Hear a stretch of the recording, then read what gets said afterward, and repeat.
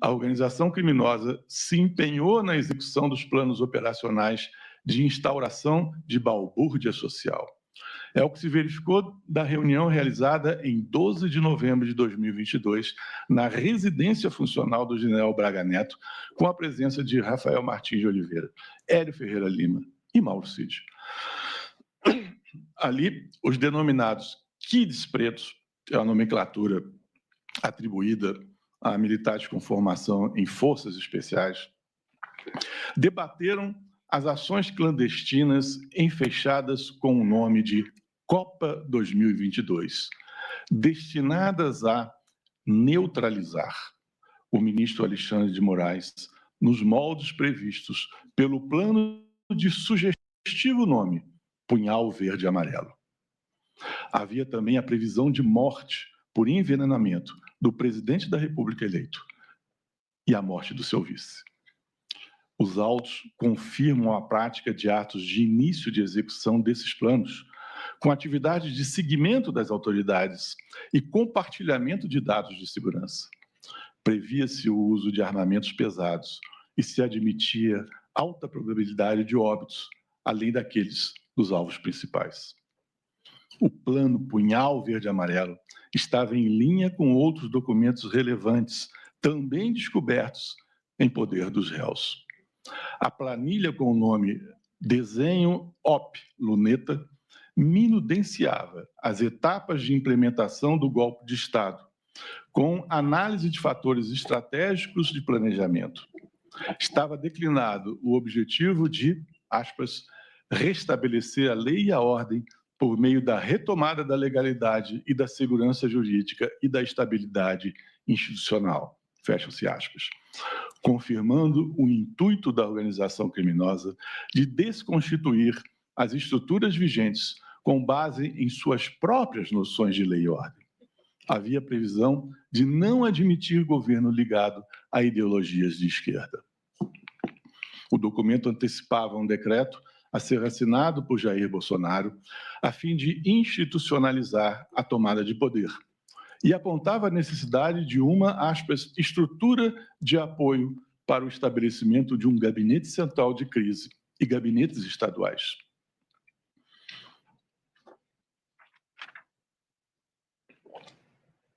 Outros documentos físicos apreendidos na sede do Partido Liberal, de conteúdo muito semelhante, reforçam a unidade de desígnios dos integrantes da organização criminosa e a ação coordenada em favor de Jair Bolsonaro. Na mesa ocupada pelo coronel Flávio Peregrino, então assessor de Walter Braga Neto, foi encontrada a pasta denominada Memórias Importantes, que continha esboço da denominada Operação 142 e traçava ofensivas contra o Supremo Tribunal Federal, a assinatura de decreto presidencial e o controle da narrativa midiática. O plano também previa ações claramente voltadas à restrição de exercícios das atribuições de instituições democráticas. Falava em anulação das eleições, prorrogação dos mandatos e substituição de todo o TSE. No tópico Linhas de Esforço, o arquivo propunha ações de interrupção do processo de transição, mobilização de juristas e formadores de opinião e enquadramento jurídico do decreto no artigo 142. É aquele mecanismo de rejeição das decisões do Supremo que desagradassem o Poder Executivo.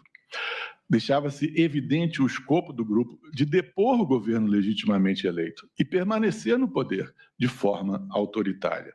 Esse objetivo chegou a ser declarado de forma expressa ao final do documento, em que se lia: Lula não sobe a rampa.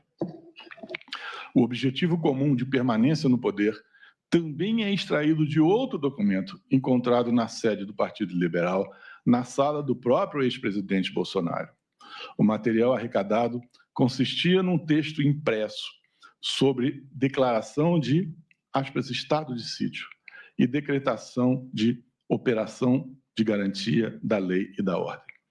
Tratava-se do discurso a ser recitado pelo ex-presidente Bolsonaro no momento da efetivação do golpe. O mesmo texto também foi encontrado no aparelho celular de Mauro Cid.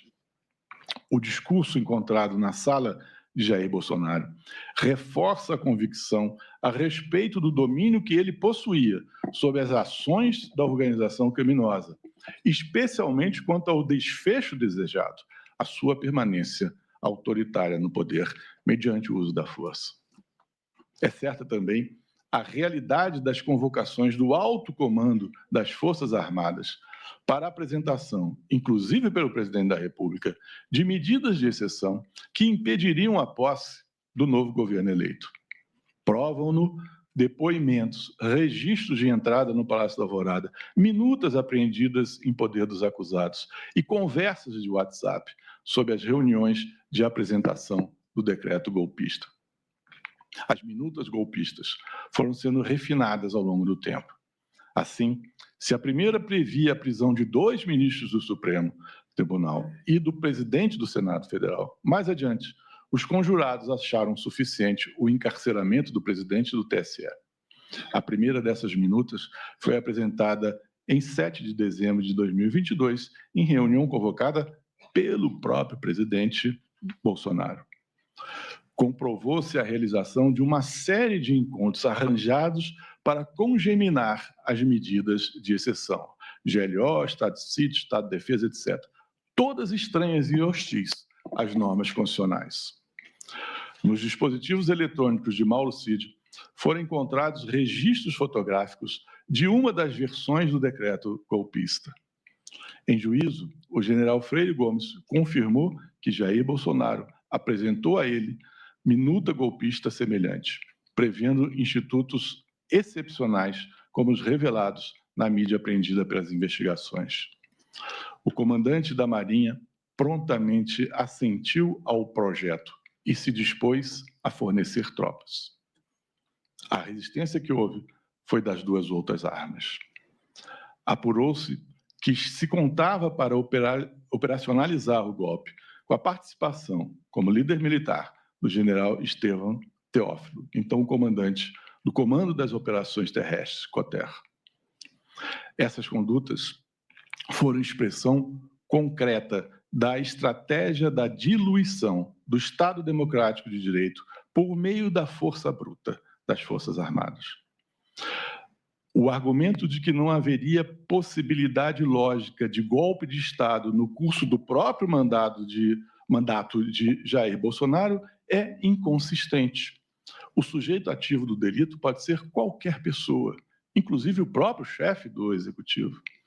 O crime de golpe de Estado, previsto no artigo 359-M do Código Penal, não visa a proteger a figura pessoal do governante, mas sim a forma legítima de exercício do poder político.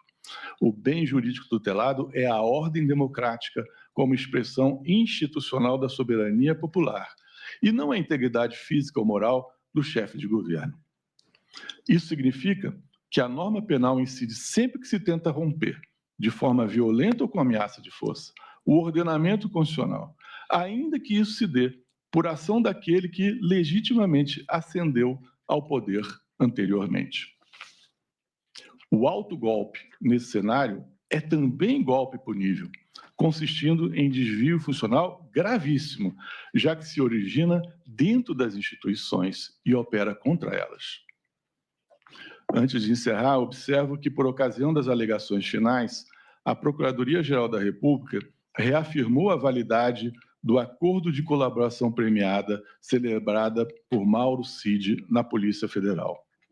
Os relatos de Mauro Cid foram úteis para o esclarecimento dos fatos relacionados à investigação.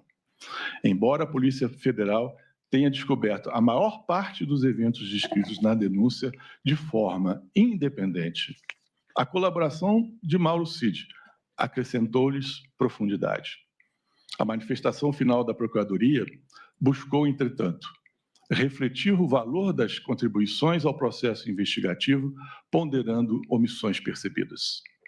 Sabidamente, o acordo de colaboração é negócio jurídico em que o réu reconhece a prática dos delitos. Daí ser de se desprezar, por paradoxal, a negativa expressa no instante das alegações finais de participação no empreendimento criminoso delatado. Não custa recordar que não existe entre nós a figura da mera testemunha premiada.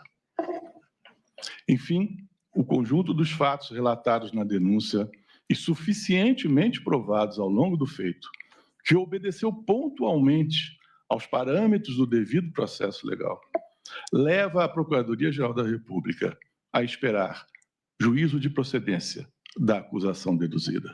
Muito obrigado.